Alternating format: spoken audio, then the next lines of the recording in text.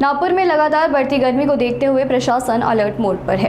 नागपुर महानगर पालिका और जिला परिषद के स्वास्थ्य विभाग ने हीट एक्शन प्लान को प्रभावी रूप से लागू कर दिया है।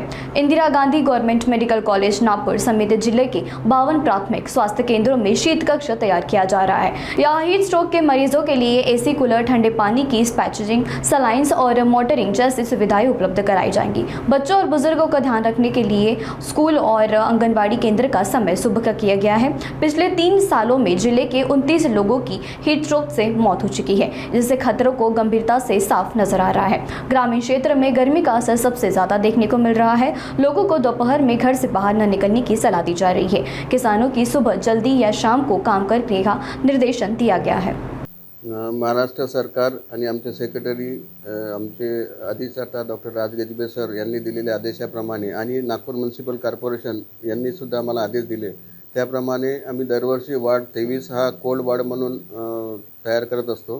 तर या काळात जसे जसे टेम्परेचर वाढत असते आणि टेम्परेचर वाढल्यामुळे रुग्ण मेडिकल कॉलेजमध्ये येतात आणि त्या मेडिकलची चांगली व्यवस्था होण्यासाठी हा वार्ड तयार केलेला आहे। हा 10 बेडेड वार्ड आहे।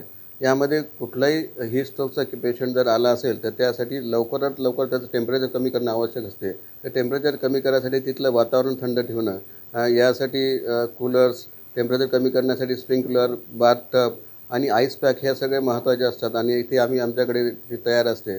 आणि यावर्षी माननीय अधिष्ठाता डॉक्टर राज गजबे सर यांनी AC पण तिथे लावलेले आहे आणि टेम्परेचर कमी करण्यासाठी काही औषधी पण लागतात, काही इमर्जन्सी ड्रग पण लागतात, काही IV सलाईन्स गोष्टी लागतात, त्या गोष्टी पण तिथे अवेलेबल आहे।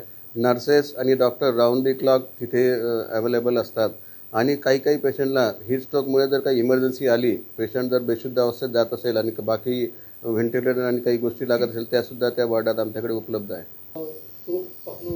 लोकांनी काय काळजी घ्यावी? हीट स्ट्रोक आता तुम्ही बघितलंच असेल की या काळात आता सगळीकडे टेम्परेचर त्यात नागपूरमध्ये टेम्परेचर जास्त असते आणि नागपूरमध्ये टेम्परेचर जास्त असल्यामुळे आणि याच्यात एक्स्ट्रीम्स ऑफ एजेस म्हणजे लहान मुलं आणि म्हातारे माणसं हे सर्वात जास्त अफेक्ट होतात। या लोकांनी साधारणतः जे दुपारचा वेळ म्हणजे सकाळी 9 ते 4 वाजेपर्यंत किंवा 5 वाजेपर्यंत घराच्या बाहेर जाऊ नये आणि घरी असतानासुद्धा टेम्परेचर घरचं व्यवस्थित राहायला पाहिजे। यासाठी शक्य असेल तर कूलर किंवा ज्या रुरल एरियात शक्य नसेल तर तुम्ही खिडक्याला जर कापड जरी लावला आणि ते जर ओला ठेवला आणि त्याची हवा जे असते तर त्यामुळे सुद्धा टेम्परेचर मेंटेन ठेवता येईल। पण बाहेर जायचंच असेल किंवा वर्किंग पॉप्युलेशन असेल यांना जायचंच असेल बाहेर, तर बाहेर जाताना त्यांनी कपडे हे सुद्धा असे वापरायला पाहिजे जेणेकरून सनस्ट्रोक किंवा हीटचा त्यांच्यावर प्रभाव होणार नाही।